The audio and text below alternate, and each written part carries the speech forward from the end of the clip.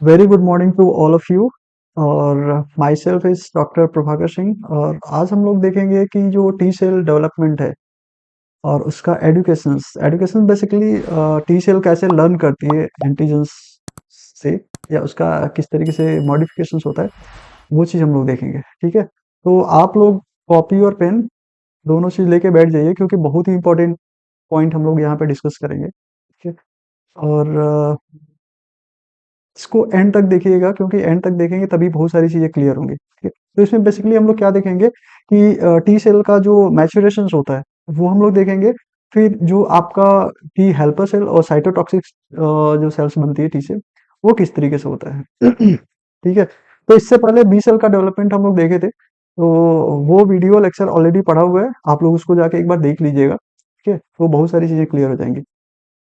तो स्टार्ट करते हैं फटाफट, लेकिन उससे पहले प्लीज आप लोग लाइक करिए, सब्सक्राइब करिए, जैसे कि सभी लोग बोलते हैं, तो हम भी बोल रहे हैं इस चीज को, क्योंकि इससे हम लोग मोटिवेट होते हैं। ओके, तो thank you for like and subscribe. चलिए कंटिन्यू करते हैं हम लोग। ठीक है, तो सबसे पहले हम लोगों ने क्या देखा था कि जो आपकी जो टी सेल्स हैं, ठीक है, वो स्टार्ट तो बोन मैरो से ही होती है। ठीक है, बोन मैरो से ही होती है, और फिर वो क्या होता है कि बोन मैरो को छोड़ती है, और फिर आपके किस में आती है, थाइमस में आती है, फिर वहां उसका एक तरीके से स्पेशलाइजेशन होता है। तो एक तरीके से जो हेमाटोपोएटिक जो प्रिकर्सर सेल्स होती है, एचएससीज, ठीक है, उससे ये फॉर्म होती है। ठीक है, और उसका जब जब तक कमिटमेंट नहीं हो जाता है, ठीक है, हेमाटोपोएटिक सेल्स का, कि वो टी टी सेल्स लिनेजेस के आगे चल के इसको फॉर्म करेंगे, तब तक उसके अंदर टेंडेंसी होती है कि वो रिवर्ट बैक होकर दूसरी सेल्स भी बना सकती है, बी सेल्स भी बना सकती है। ठीक है, और इसमें बोल रहे हैं कि इनिशिएशंस of antigen receptors gene rearrangement ये पहले देखने को मिलता है। ठीक है, और जब ये selection of successful antigen receptors T cells पे हो जाता है, तो उसको हम लोग देखते हैं कि अगेन वो मॉडिफाई होता है। एक चीज हम लोग बात करें टी सेल्स के बारे में, तो लास्ट लेक्चर में भी हम लोगों ने देखा था कि टी सेल्स जो होती है ना, वो प्रोसेस्ड एंटीजन से एक तरीके से इंटरेक्ट करती है। इसका मतलब क्या होगा, जो डायरेक्ट जो एंटीजेंस आते हैं, एंटीजेंस का मतलब जो फॉरेन पार्ट, फॉरेन जो पैथोजेंस के कुछ पार्ट्स हैं, वो टिश्यूज के थ्रू आ सकते हैं या ब्लड के थ्रू आ सकते हैं। बट टी सेल्स जो होती है वो डायरेक्ट नहीं इंटरेक्ट करती है। इनको जब एपीसीज जो होती हैं, एंटीजन प्रेजेंटिंग सेल्स, वो जब प्रोसेस करके इसको एक्सप्रेस करती है, तो उसी से यह रिएक्ट करता है। ठीक है, टी सेल। तो यहाँ पे देखो हमने क्या बता बता रखा है कि जो आपका बी सेल्स है, ठीक है, बोन मैरो में जो अर्ली हेमाटोपोएटिक स्टेम सेल्स होती है, वो बोन मैरो को छोड़ती है, और फिर ये आपका कॉमन लिम्फोइड प्रोजेनेटर सेल्स ये आपकी जाती है थाइमस में। थाइमस में एक अंदर का पार्ट होता है, एक बाहर का पार्ट होता है। बाहर का पार्ट होता है कॉर्टेक्स, अंदर का क्या होता है, मेडुला। ठीक है, तो उसमें डीएन सेल्स आगे आती हैं, फिर आगे इनका चल के एक्चुअली डिफरेंशिएशन होता है हेल्पर में और साइटोटॉक्सिसिटी में। ये हम लोग डिटेल प्रोसेस, इस प्रोसेस को हम लोग डिटेल देखेंगे, और इसको हम लोग डिटेल देखेंगे। ठीक है, यानी कि जो डबल नेगेटिव सेल्स होती हैं वो डबल पॉजिटिव सेल्स कैसे बनती हैं, और फिर इनका एक तरीके से टी एच या टी सेल्स में कैसे मॉडिफिकेशन होता है। तो नेक्स्ट हम लोग देखते हैं कि देखो, जब लिम्फोइड प्रिकर्सर सेल्स बन जाती है, वो कैसे बनती है, ये हम लोगों ने यहाँ से देखा था। प्रीवियस लेक्चर में भी हम लोगों ने देखा था कि एचएससी जो होती है, हेमाटोपोएटिक स्टेम सेल्स, ठीक है, वो उसको कुछ जब तक सिग्नल्स नहीं मिलेंगे, जैसे बी एम आई फर्स्ट हम लोग देखे थे, इससे क्या होता था, ये अपने आप को रीजनरेट करती थी। फिर गाटा जो आया था, वो डिफरेंशिएशन के लिए रिस्पॉन्सिबल होता है। फिर सी किट आता है, स्कावन आता है, फेल्टी 3 आता है, और इंटरल्यूकिन 7। ठीक है, ये इंटरल्यूकिन 7 स्पेशलाइज्ड करती है कि ये आपका लिम्फोइड सेल्स बनाएगी। तो ये जो लिम्फोइड जो सेल्स होती है, यहाँ पे भी देखो मैंने ड्रॉ करके रखा है कि एचएससी से जब लिम्फोइड सेल्स यहाँ पे बन जाती हैं, तो ये एक तरीके से लिम्फोइड प्रोजेनेटर सेल्स मूव करती है कहाँ पे, तो ये हम लोगों ने क्या देखा है, थाइमस है। थाइमस में जो अंदर वाला पार्ट होता है उसको हम लोग कॉर्टेक्स बोलते हैं, और बाहर, सॉरी, अंदर का पार्ट मेड्यूला होता है, बाहर का पार्ट कॉर्टेक्स होता है। तो यहाँ पे देखो, कॉर्टेक्स जो आउटर रीजन है, ये पूरा क्या है, कॉर्टेक्स है, और ये क्या है, अंदर का मेड्यूला। तो ये मान के चलो कि कॉर्टेक्स में भी दो पार्ट हो गए, एक इनर कॉर्टेक्स हो गया और एक ये आउटर कॉर्टेक्स। ठीक है, तो देखो ये जो सेल्स है ना, लिम्फोइड प्रोजेनेटर्स, ये आपके इनर कॉर्टेक्स में एंट्री करती है। ठीक है, इनर कॉर्टेक्स में जब एंट्री करेगी, तो ये क्या होता है, पहले आपका डबल निगेटिव स्टेज में आती है। डबल निगेटिव स्टेज का मतलब क्या है, देखो डबल निगेटिव इसलिए बोलते हैं ना कि जो टी सेल्स पे दो प्रकार के रिसेप्टर एक्सप्रेस होते हैं। पहला एक होता है आपका CD4 और CD8, ठीक है। तो ये स्पेशलाइज्ड है एक तरीके से टी सेल्स के लिए, क्योंकि यही आगे चल के आप देखेंगे कि टीएच और टीसी में, ये आपका टीसी में आ जाएगा और ये क्या आ जाएगा, टीएच में कन्वर्ट हो जाएगा। अगर इसमें से ये हट गया तो ये टीसी में टीएच में कन्वर्ट हो जाएगा। अगर ये रहा, ये हट गया तो आपका टीसी में कन्वर्ट हो जाएगा। एनीवे तो ये जो दोनों नहीं होते हैं, इसलिए इसको क्या बोलते हैं हम लोग, डबल निगेटिव बोलते हैं, ठीक है। और होता क्या है आपका, CD44 सी की पॉजिटिव होता है और CD निगेटिव भी होता है, CD25 निगेटिव होता है। फिर आगे चल के देखेंगे कि इसका CK थोड़ा कम होने लगता है, CD25 पॉजिटिव आने लगता है, तो ये डबल निगेटिव स्टेज में जाता है। फिर आप बस अभी देख लो, इसको हम लोग डिटेल नेक्स्ट उसमें देख रहे हैं। डबल निगेटिव 1 निगेटिव इसके कॉन्टेक्स्ट में बोल रहा है, फिर double negative 2, double negative 3, double negative 4 और डबल पॉजिटिव 4 के बाद क्या आ जाएगा ना, डबल पॉजिटिव। डबल पॉजिटिव का मतलब ये समझ जाओ ना कि यहाँ पे आपका क्या हो जाएगा एक तरीके से, यह CD4 और CD8 में यहाँ पे आ जाएगा। तो ये क्या होता है ना, कॉर्टिकल एपिथेलियल सेल से ये रिएक्ट करता है और रिएक्शंस के बाद ही इसका एक तरीके से सिलेक्शन होता है, निगेटिव सिलेक्शन और पॉजिटिव सिलेक्शन। तो ये भी हम लोग देखेंगे। तो यहाँ तक आपको आपको बस याद क्या रखना है कि जो लिम्फाइड प्रोजेनेटर सेल्स होती है ना, देखो जो याद रखना है वो हम बता दें। लिम्फाइड प्रोजेनेटर सेल्स आपके इनर कॉर्टेक्स में घुसती है। डबल निगेटिव वाली जो स्टेजेस होती हैं वो आउटर कॉर्टेक्स में होता है, ठीक है। और ये डबल पॉजिटिव तक होता है। डबल पॉजिटिव के बाद CD8 committed double positive set और CD4 कमिटेड जो डबल पॉजिटिव सेल्स हैं, ये आपके इनर कॉर्टेक्स में बनती है। और फिर यहां से मेडुला में आपका क्या होता है, निगेटिव सिलेक्शन, पॉजिटिव सिलेक्शन और ये निगेटिव सिलेक्शन, ठीक है। तो ये अभी हम लोग थाइमस के पॉइंट ऑफ व्यू से पढ़े कि टी सेल्स में किस तरीके का मॉडिफिकेशन होता है। अब इस चीज को हम लोग डिटेल देखते हैं। तो देखो HSC जो थी, ठीक है, हिमेटोपोइटिक स्टेम सेल्स, ये हम यहाँ तक डायरेक्ट आ गए कि डबल निगेटिव फर्स्ट स्टेज में आ गई। देखो इससे पहले हमने ये चीज बता दिया था, ठीक है, कि डबल पॉजिटिव तक ये स्टेज मैं डायरेक्ट जंप करके यहाँ तक आ रहा हूँ, ठीक है। अरे नहीं नहीं, यहाँ यहाँ तक अभी ये पूरा हम लोग पूरा देख रहे हैं, ठीक है। तो जब डबल निगेटिव है तो इसमें क्या बोल रहे हैं कि सी की ये 2++ है, CD54 प्लस है और CD25 निगेटिव है। तो इसमें जो फर्स्ट जो प्रोसेस होती है वो क्या है, टी सेल रिसेप्टर्स में जो बीटा लोकस होता है उसका रीअरेंजमेंट होता है। और इसकी वजह से क्या होता है ना कि ये जो CD25 है ये पॉजिटिव हो जाता है और ये थोड़ा सा कम एक्सप्रेस होता है, ये एक्सप्रेस होने लगता है और ये थोड़ा सा कम एक्सप्रेस होने लगता है। ये ज्यादा एक्सप्रेस हो रहा था सीकिट और CD25 नहीं एक्सप्रेस हो रहा था, लेकिन जैसे ये रीअरेंजमेंट होता है CD25 दिखने को आ जाता है और सीकिट का एक्सप्रेशन कम होने लगता है। अब ये जो CD25 का जो नेचर है ना, ये क्या करता है, इसको यूनिपोटेंटी में कन्वर्ट करता है। मतलब अब यह एक प्रकार से यूनिपोटेंट हो गया, अब एक ही प्रकार का सेल बनाएगा और ये कहीं ना कहीं कमिटमेंट को भी शो करता है ये स्टेज, जब DN3 में कन्वर्ट होगा तो। क्लियर है। इससे एक स्टेज जो थोड़ी सी बाइफरकेट होती है, इसको आप लोग ध्यान रखिएगा। ये जो हम दिखा रहे हैं कि DN2 से डबल निगेटिव 2 से डबल निगेटिव 3 होने के बीच में एक गामा लैम्डा का एक तरीके से रीअरेंजमेंट होता है, ठीक है। गामा लैम्डा टी सेल्स भी बन सकती हैं। तो गामा लैम्डा टी सेल्स पे ये क्वेश्चंस पूछ सकता है। बेसिकली ये क्या है कि आपका एक प्रकार का जो ये सेल्स जो होती हैं, वो पहली चीज तो ध्यान रखना कि जो एडल्ट होते हैं ना उसमें बहुत कम देखने को मिलती है, बच्चों में ये चीज ज्यादा देखने को मिलती है।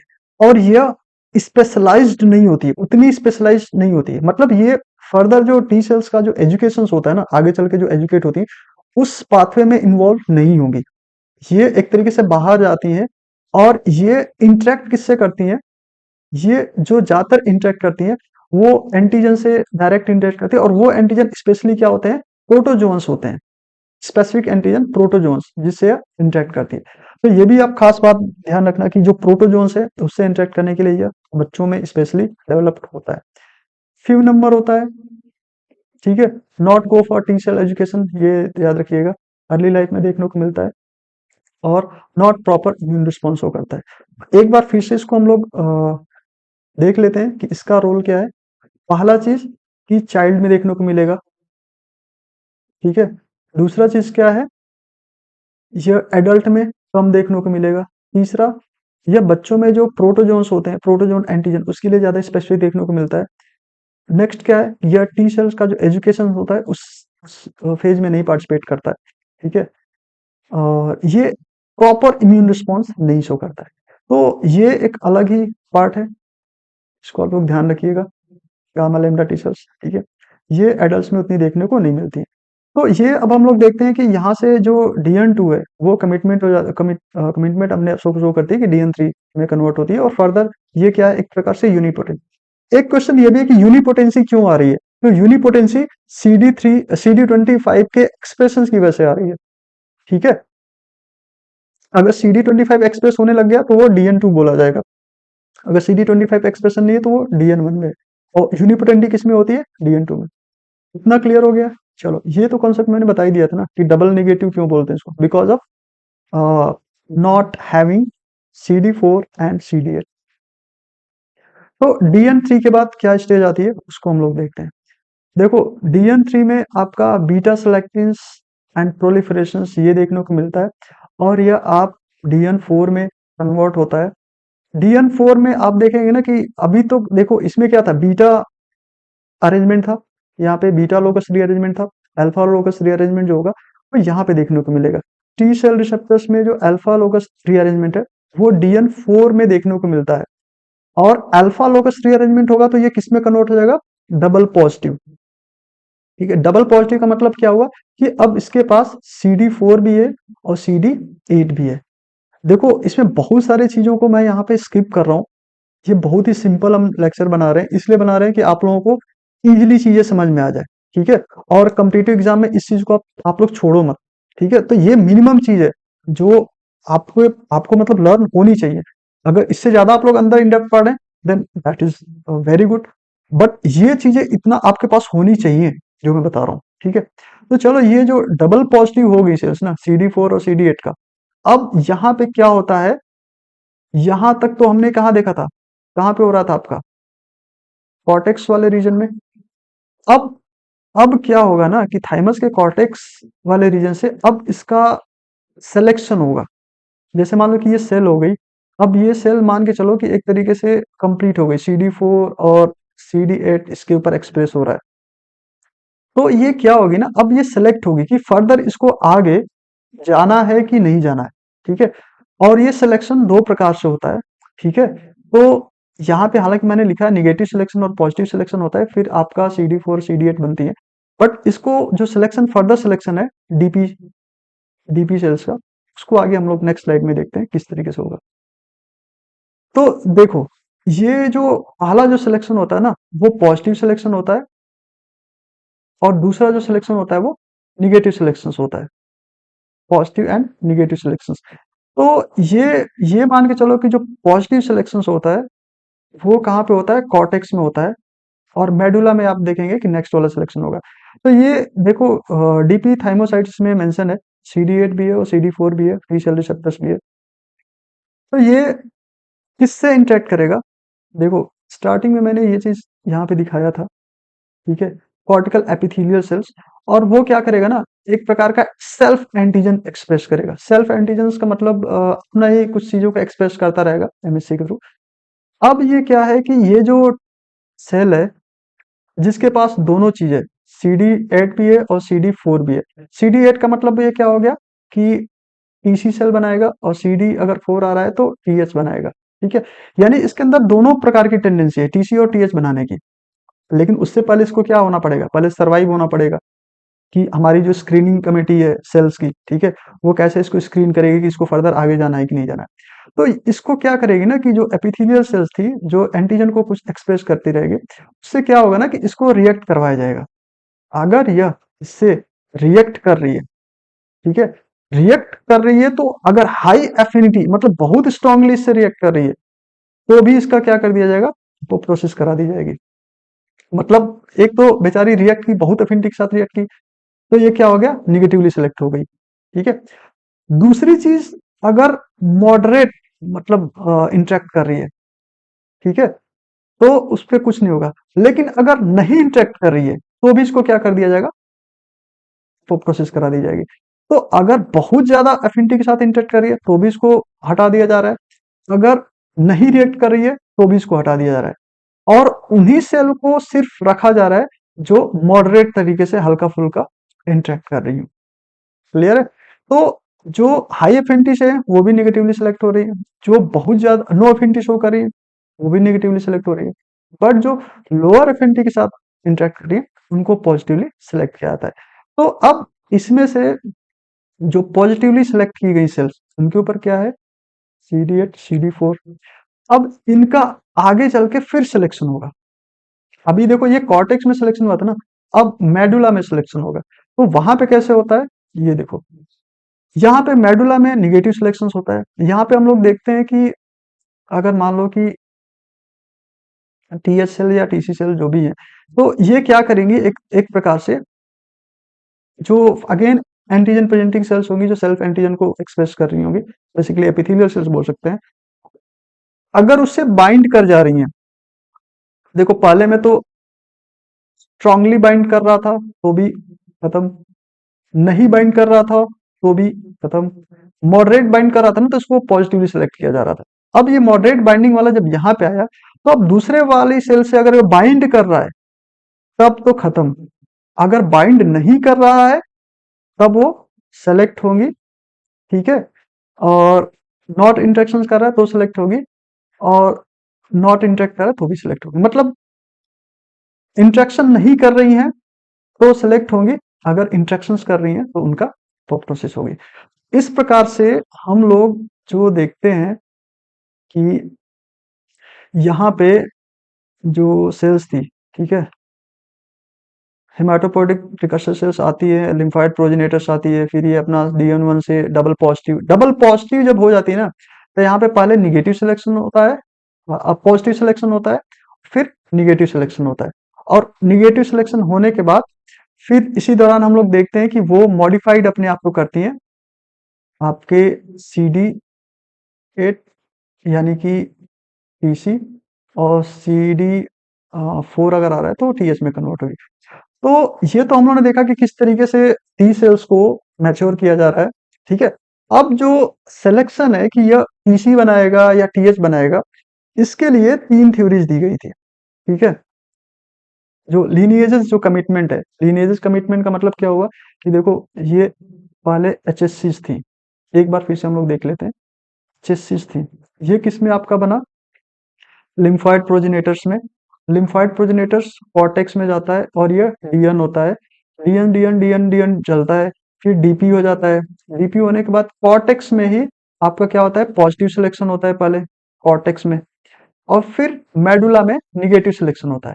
और इसी थाइमस में हम देखेंगे कि इस सेल्स का मतलब इस सेल के ऊपर तो क्या था, सेल के ऊपर जो था CD8 था और CD4 था।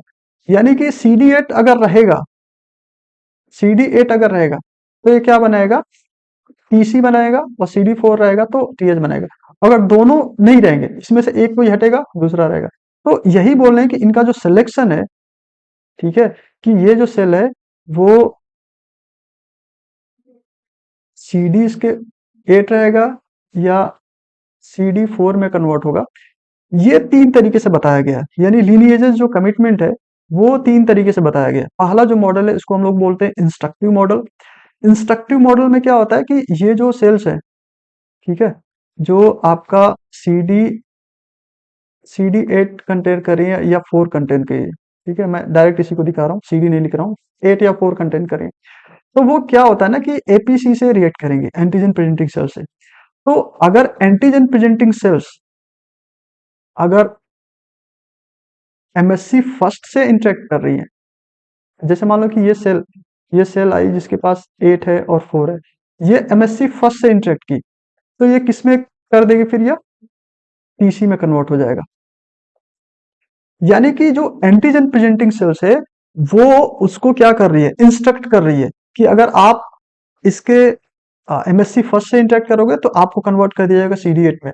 अगर एमएससी सेकंड से इसके इंटरेक्ट कर रहे हो तो इसको किस में कन्वर्ट कर दिया जाएगा, CD4 में। तो CD8 का मतलब PC और CD4 का मतलब PS। तो ये एक तरीके का इंस्ट्रक्शन है, मतलब इंस्ट्रक्शन कौन दे रहा है, एपीसी दे रहा है कि आप जो सेल हो ना, जिसके पास CD8 है और CD4 भी है, ये आप एपीसी के किस एमएससी से रिएक्ट कर रहे हो, वो बताएगा कि आपको किस में कन्वर्ट होना है, CD8 वाली टीसी सेल्स में या CD4 वाली सीएस सेल में। तो इसको बोलते हैं हम लोग instructive model that is given by APC.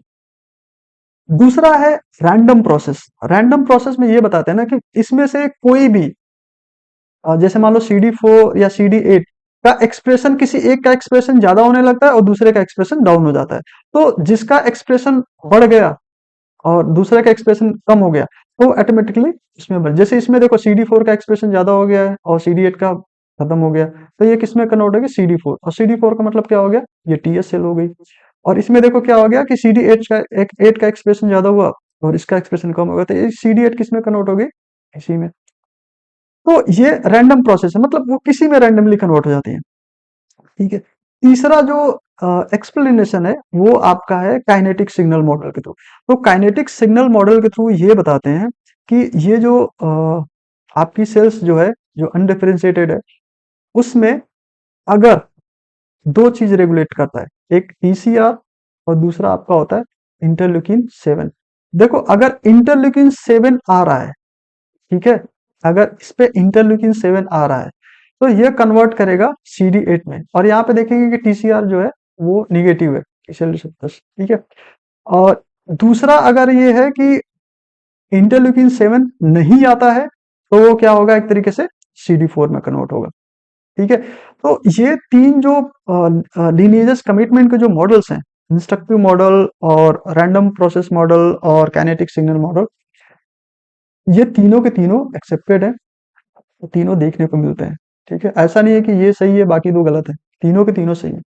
तो ये चीज आप लोग ध्यान रखिएगा, क्योंकि इससे पूछा जा सकता है इंस्ट्रक्टिव मॉडल में किस तरीके से बनता है, रैंडम प्रोसेस में कैसे बनता है, या काइनेटिक। हालांकि इंस्ट्रक्टिव वाले में ज्यादा देखने को मिलेगा कि क्वेश्चन पूछा जाता है कि एमएससी फर्स्ट से या सेकंड से इंटरेक्ट कर रहा है तो वो किस में कन्वर्ट होगा। क्लियर है। तो होपफुली ये लेक्चर आप लोगों को समझ में आया होगा। आज हम लोग इसको यहीं पे समाप्त करते हैं। ठीक है, हम लोगों ने बी सेल्स का डेवलपमेंट देखा और टी सेल्स का डेवलपमेंट देखा और एडुकेशन देखा। ठीक है, होपफुली ये वीडियो आप लोगों को अच्छा लगा होगा। ठीक है, और इसको आप लोग प्लीज लाइक करिए, सब्सक्राइब करिए और शेयर करिए। ठीक, जो चीज में नहीं समझ में आ गई आप लोग प्लीज कमेंट बॉक्स में जरूर पूछिएगा कि सर ये चीज नहीं समझ में आ रही है। ठीक है, और उसको हम लोग रिजॉल्व करने की कोशिश करेंगे। तो थैंक यू फॉर वॉचिंग। ठीक है, आप लोग ऐसे ही पढ़ते रहिए, जो भी डाउट्स हो वो पूछिए, लिखिए, पढ़िए। ठीक है, आगे बढ़िए और all the best for future. हम लोगों की तरफ से जितना हो सकता है हम लोग करते हैं। आप लोग क्वेश्चन पूछेंगे तो हम लोग डेफिनेटली उस पे भी वीडियो अगेन अपलोड करेंगे, बनाएंगे। ठीक है, तो पढ़ते रहिए फिर। Okay, thank you to all for watching.